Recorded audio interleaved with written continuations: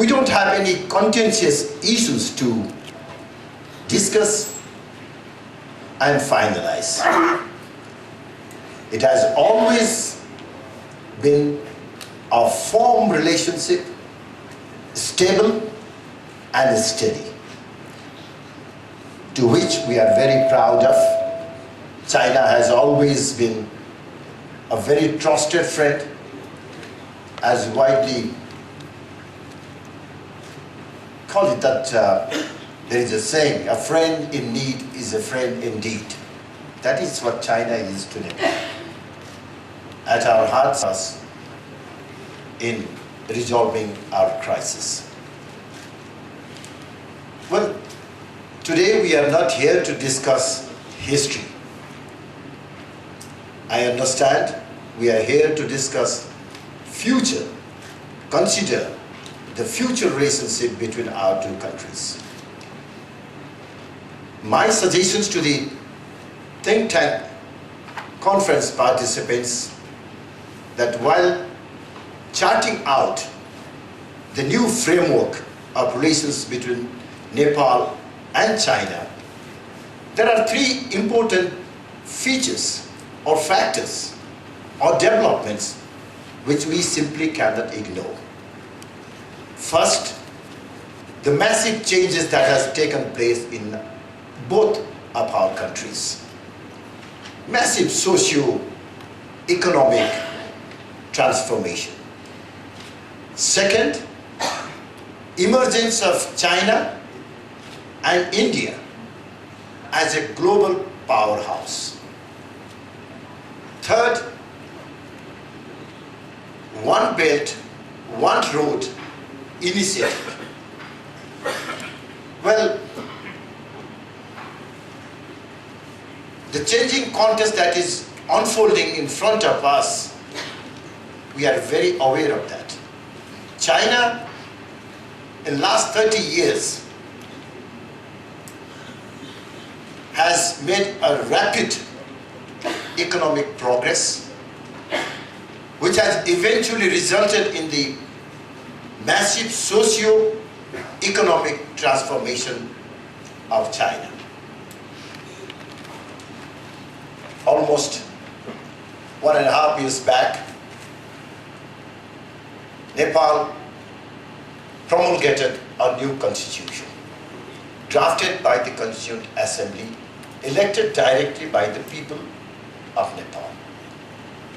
Despite some shortcomings, this new constitution incorporates universally accepted democratic values and norms.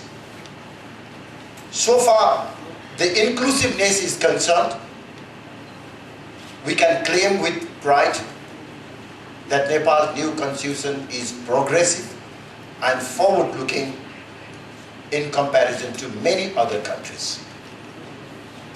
With the promulgation of the new constitution, now we have entered into a new phase, which we would like to define as a phase of economic development. We have wasted almost 2 decades in different natures of conflict. So now our priority, our focus should be on economic development. Similarly, as I mentioned earlier, both our neighbors, China and India. China, the rapid economic progress has already shown the results. It is already a second largest economy in the world, and if the present rate continues for another couple of years, it will be the first economic powerhouse of the world. Similarly, India also in last 1 decade or so is marching very fast on the economic development side. While formulating our future, relationship with China, we should take consideration of these developments taking place both in Nepal and China and also in the neighborhood. Now, third, very significant features that we have to take into consideration is the One Belt, One Road initiative. This idea, the concept, the very concept itself was initiated a couple of years back, almost 4 years back, by none other than the President Xi Jinping of China. The purpose of this initiative is to revive and improve the historical trading routes, which is very commonly known as Silk Route. Silk Route connected China with Asia, Europe and America. It served as a linkages. It connected China with the international world through peaceful trade of goods as well as interaction of culture and civilization. The President of China aims to promote trade and business linkages as well as cultural and civilizational linkages between China and rest of the world, especially Asia, Europe and Africa. Nepal and South Asia can benefit a lot from this initiative. Road, electric gates, etc. Second, transit treaty. Well, I'm sure all the distinguished participants present here understand the dynamics of transit rights of a landlocked country. But unfortunately, till now, we are not only landlocked, we thought that we are India-locked. So when there was a problem of transit, we always complained with only India, forgetting that there is another country in our neighborhood on the north.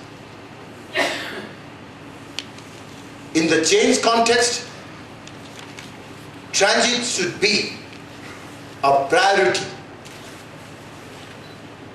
in dealing with China, and a new fresh transit treaty. Although we don't have any transit treaty so far with China, we must have a transit treaty with China at the earliest possible.